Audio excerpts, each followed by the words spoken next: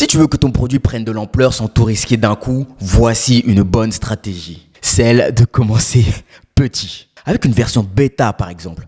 Snapchat l'a fait à ses débuts quand ça s'appelait encore Peekaboo. Plutôt que de se lancer directement dans la cour des grands, eh bien ils ont testé leur application dans quelques collèges et universités. L'objectif était simple, voir ce qui fonctionnait, voir ce qui marchait, ce qui clochait et obtenir des retours d'utilisateurs en temps réel. Et en plus de cela, ça a créé un petit buzz parmi les étudiants qui ont commencé à parler et à partager l'application avec leurs potes. Le résultat était complètement ouf. Une croissance ultra rapide et une version officielle optimisée dès le lancement. Pourquoi bêta-tester est une stratégie efficace lorsque tu te lances en entrepreneuriat? La première des choses, c'est que ça te permet d'avoir un retour d'expérience direct. Tester ton produit avec un groupe restreint te permet d'avoir des feedbacks précieux tout de suite. Et ça, c'est génial.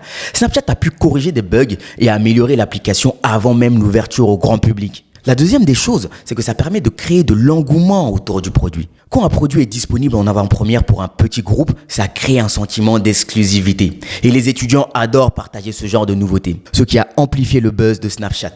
La troisième des choses, limiter les risques. En restant en version bêta, tu peux tester ton produit sans la pression d'un lancement global. Si quelque chose ne va pas, eh bien, tu as encore le temps de faire des ajustements avant d'aller à grande échelle. Concrètement, qu'est-ce que ça veut dire pour ton business? Si tu veux lancer un produit sans brûler les étapes, pense à démarrer avec une version bêta. C'est l'occasion de tester ton concept, de recueillir des retours que l'on pourrait appeler des feedbacks et de peaufiner ton offre avant de viser un public large. En plus, tu peux générer un buzz en créant un accès limité, ce qui donne envie à d'autres de rejoindre l'aventure. Maintenant, tu vas me dire, c'est bien tout ça, c'est cool, mais comment lancer une version bêta? Restons sur l'exemple de Snapchat, ok?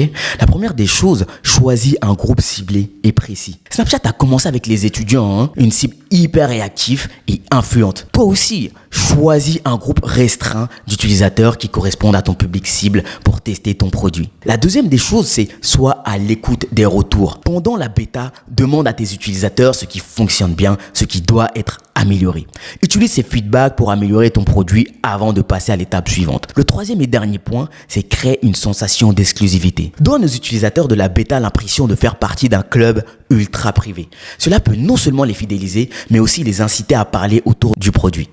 En gros, lancer une version bêta est une stratégie hyper intelligente pour tester un produit sans prendre de grands risques. Snapchat a utilisé cette méthode pour affiner son appli, générer du buzz et créer une base d'utilisateurs fidèles avant même de lancer la version officielle. Pour ton business, fais pareil. Commence petit, teste, améliore et laisse l'excitation grandir autour de ton produit.